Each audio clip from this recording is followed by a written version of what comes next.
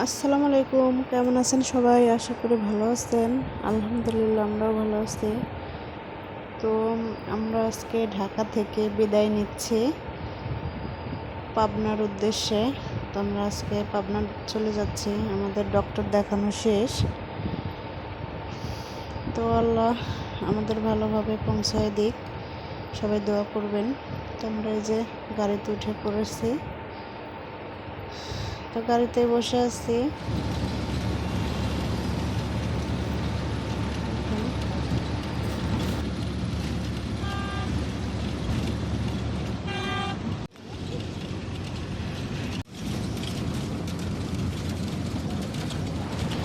তো এখানে গাড়ি ঠেকানো হয়েছে, তো লোক তুলতেছে।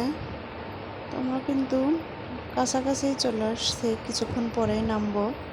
তো ভালো লাগতেছিল না, এই জন্য আম কিনলাম। এই যে দেখেন, আম মাখানো। খুব ভালো লাগতেছে একটু এই আম খায়ে, বমি বমি লাগতেছিল।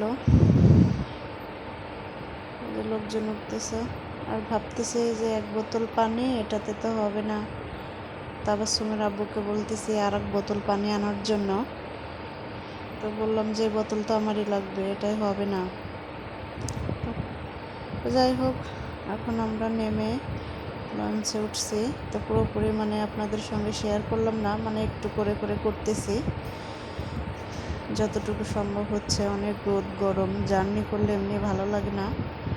তো এই যে দেখেন, আমরা লঞ্চের মধ্যে অনেক লোকজন। তো উপরে সিট পাই না, এই জন্য নিচে বসছি।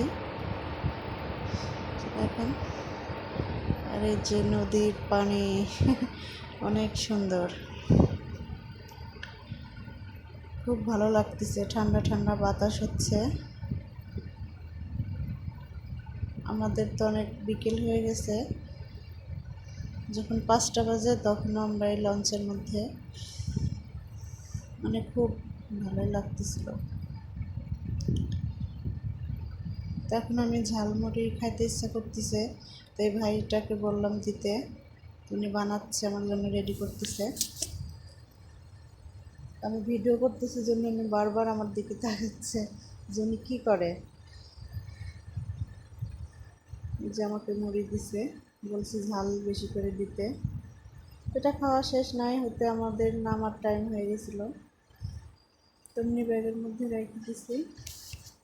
তো যাই হোক, এই যে দেখেন আমাদের গ্রামের রাস্তা, আমাদের বাড়ির পাশে চলে আসছি ভ্যানে আমরা।